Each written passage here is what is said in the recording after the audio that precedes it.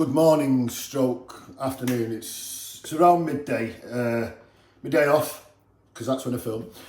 And our Mickey was saying to me, "Hey bro, what you doing this time?" And I went, "I don't know." So he said, "Well, why don't you do a chicken dish?" I went, "Okay, that's what I'm going to do." So this is what I call my oh my god chicken. I eat it a lot. The reason why I call it oh my god chicken is because when you're eating it, you go, oh my god, honestly. Oh my god. Told you! It's so simple. So simple. Very few ingredients. I've actually used this as a starter. And people go, oh my god, that's where I got it from. Anyway, let's get down to the ingredients. You're not going to believe this. You ready for this? You got chicken, broccoli. Now this is purple sprouting. Check that bad boy out. Now I've already steamed it. It's still got a little bit of bite in it, but it's not so, as you can see. I mean, if you bend it like that, it goes. But what I'm saying is, you just steam it. No salt, no pepper at that point. Just steam it, right? So anyway, chicken, which is the thighs. I'll come to them in a minute.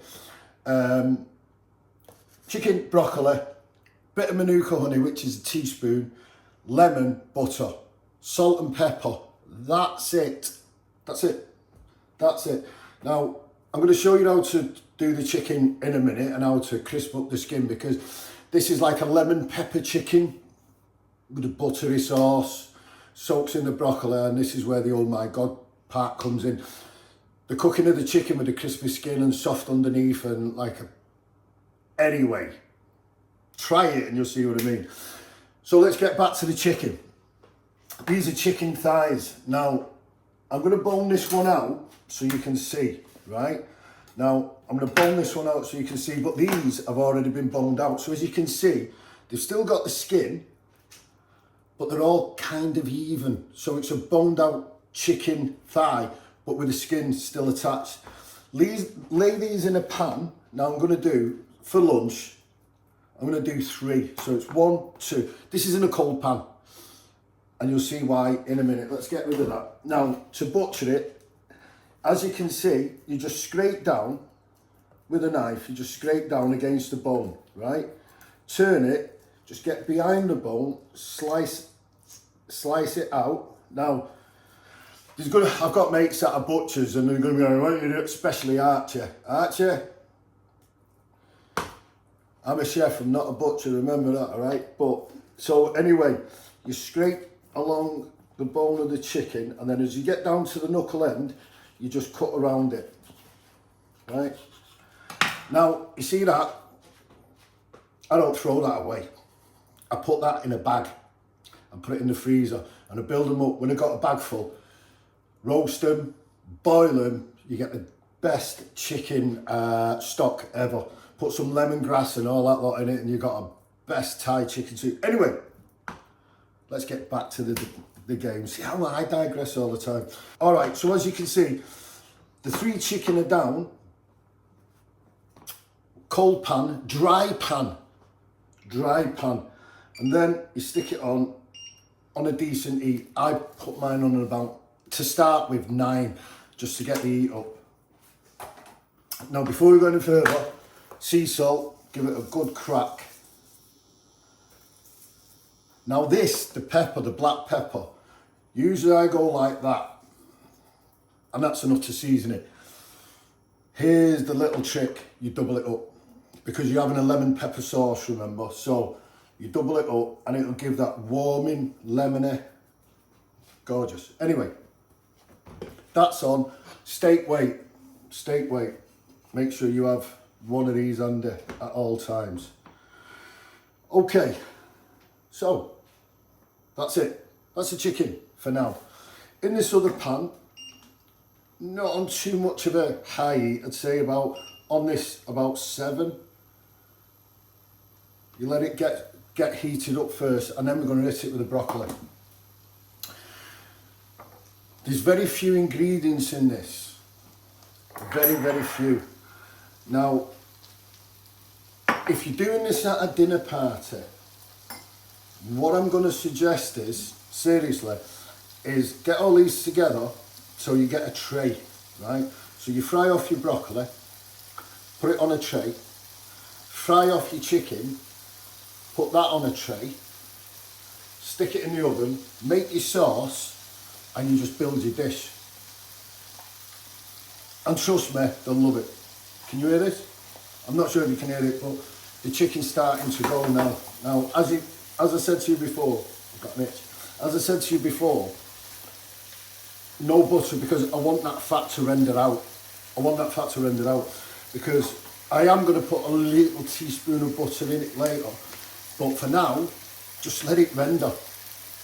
Just let it. Right. Let me tell you, I have people who turn around and I can't cook like you. Right. Let me tell you, you can't go wrong with them ingredients. You can't go wrong.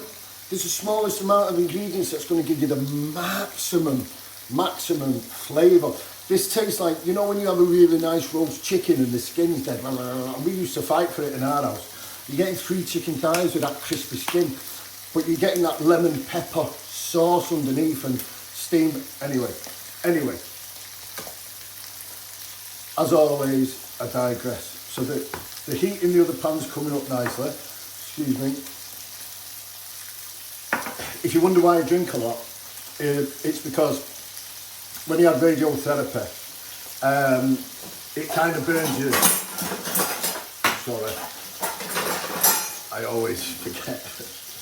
Anyway, when you have radiotherapy, it basically burns all your taste buds and your saliva glands out. So if you keep seeing me sipping, it's because they've not knitted back yet. I'm only like 2.5 years since I had my last chemo and radiotherapy shot.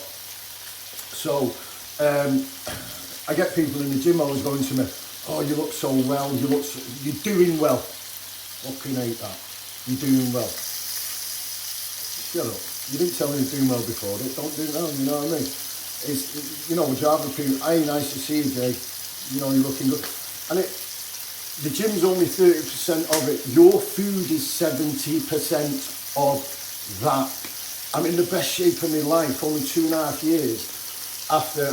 If you've seen the state of me from now till then, I should have took pictures, I didn't, because I went from a 17.5 stone gym goer down to 13 stone. I felt weak and vulnerable and all of that lot, you know what I mean? It's not a nice place to be. But now I'm up to about 15 stone 10, and it's all done with commitment. Cooking my own food like this, exactly like this, which I'm going to get back to in a minute. And just, us chefs listen. We don't fuck around pressing it around, you listen. You know what I mean? Get a feel of your food, listen to it as you know, this is why I'm chatting away. Anyway, 70% of it is your food. So if you're coming back from cancer, if you're coming back from a stroke, coming back from a heart attack, whatever speed bump you've had in your life, and trust me, cancer's a big fucking speed bump, but whatever speed bump you've had in your life, concentrate on your food being your remedy. I can't put that across anymore. This is why I'm doing these videos. About 4 or 5 times I'm like, I'm not doing anymore, and I can then going, yeah, do more, do. You know what I mean? So if the message gets out there to anyone, it's not about, as I say, it's not about cancer, it's about stroke, it's about diabetes, it's about whatever your symptoms are. Your food will be a bigger remedy than fucking tablets. I hate tablets. If I've got an hangover, which I still have a drink, if I've got an hangover, I refuse to take them because of all the medication. Anyway, see what I mean? I digress. Let's get back to the food. So take your steak weight off, put it over there for a minute. Now, as you can see, it's starting to get lovely and golden. See, nice crispy skin. And look at that. All of that is what's rendered out of it, because as you remember, it's a dry pan. Now, I'll put the lid back on it, and I'll tell you why. Because it might be crispy enough for some people, not for me, not yet, but be patient and be confident with your food. again, listen, feel, get involved with it, but just don't mess around too much with it, because if I'm poking this, poking that, moving it here, moving it there, it's going to take longer to do. So just be a bit confident. Just be a little bit confident. Now, this is one of them dishes. Before I started it, I wasn't that hungry. I was going, I'm going to go out this afternoon and I might go and see Mike, my good friend Mike Finch over at Ginger's, and I might have a couple of pints and blah, blah, blah, blah, blah. Wasn't that hungry. Now, I'm smelling this.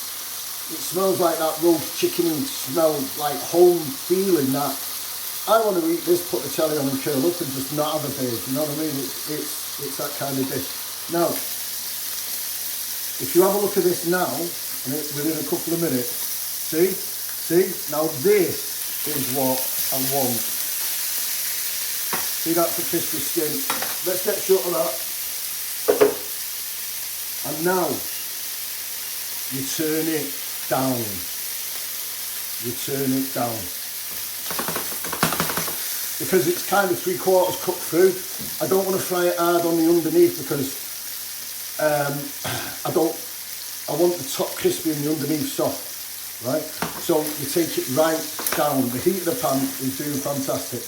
However, in the other side right here, knob of butter. I'm going to say a knob of butter. I'm talking a teaspoon. If I love butter, I'll eat that. You know what I mean? I'll eat that. Now, I want the butter browning because I want the flavour on the broccoli. Yeah. Now I do what's known as top and tail it in the pan. Oh, straight away the broccoli's got me like, oh my God. Even though it's just a couple of ingredients, and it literally is, straight away it's give me that Sunday dinner feel, if you know what I mean. You know, when I was a kid, no matter what house was on the street, from Martin Scott's up the road to Darren McDowell's to Lee Bishop's over the road, one of my best friends in the world. We're going to Lee Bishop another time. It's just a great. Anyway, Sunday was all out playing on the front, this, that, the other. Every single house you walked to, you could smell Sunday dinner. And from early on, I go like that. Darren McDowell's on beef. Hang on, Lee. You having lamb? You know what I mean? So, my whole life I've been an anorak for it. Right, let's get back to the chicken. It's slowly, the other side. As you can see, nice and soft. Now this is where you hit the sauce. I'm not touching the skin because I want the skin to be crispy. So you've got another knob of butter. You've got my old beauty Manuka honey. And again, teaspoon in the middle of the pan,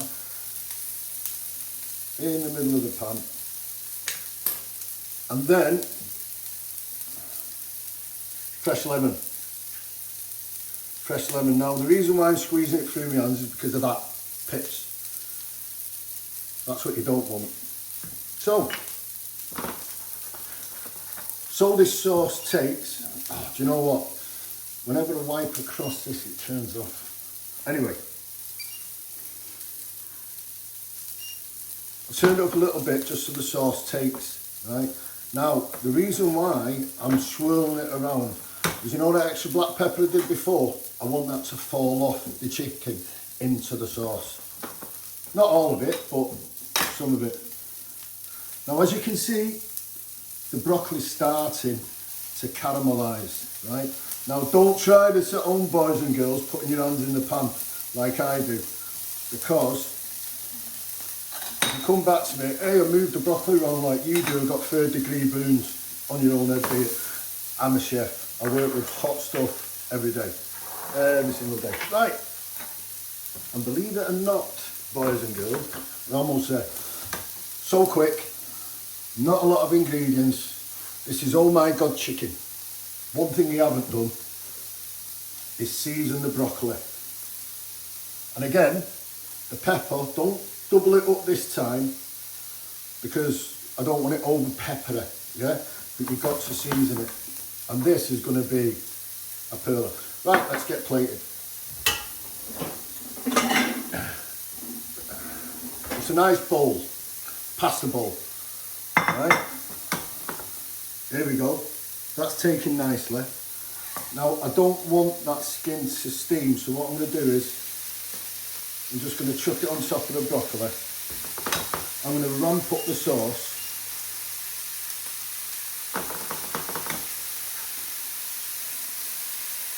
Because while this is here, I'm plating up, just put it skin side down. See what I mean? So just put it skin side down, because the crispier the skin, the better.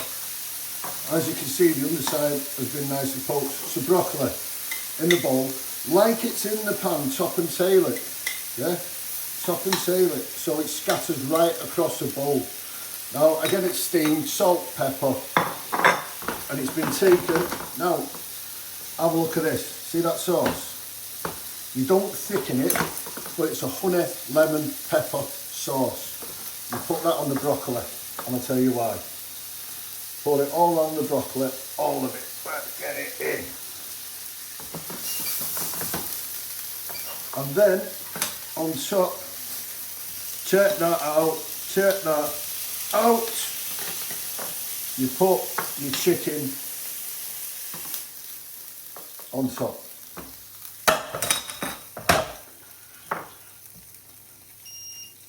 Now, ladies and gentlemen, I done that whole dish 10-12 minutes, right?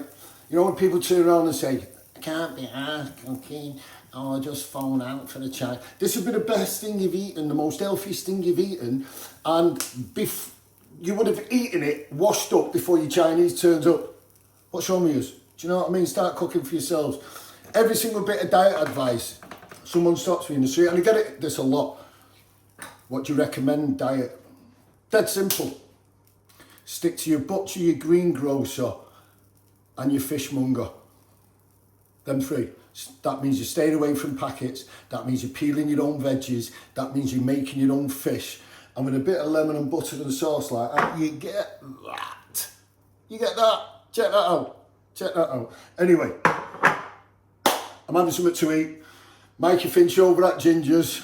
I might put my face in, I might not. However, dinner time.